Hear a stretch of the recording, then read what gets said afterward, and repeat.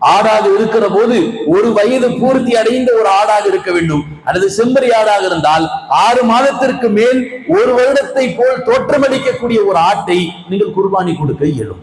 மாடாக இருக்கிற போது 2 ஆண்டுகள் அந்த மாட்டிற்கு பூர்த்தி அடைந்திருக்க வேண்டும். இந்த நேரத்தில் ஒரு சட்டத்தையும் தெளிவுபடுத்திக் கொள்கிறேன்.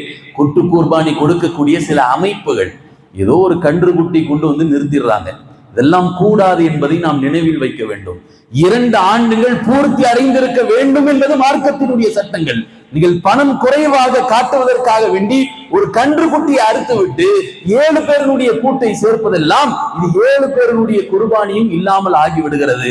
எனவே காசு பணங்கள் முக்கியமல்ல, 2 ஆண்டுகள் முடிந்த ஒரு மாட்டை நீங்கள் குர்பானி கொடுக்க வேண்டும் என்பதாக நாம் நினைவில் வைத்துக் கொள்ள வேண்டும். அதே போல் ஒட்டகம் என்று வருகிற போது 5 வருடம் சரியாக பூர்த்தி அடைந்த ஒட்டகத்தை நீங்கள் அறுக்க வேண்டும் என்பதாக சொல்வார்கள்.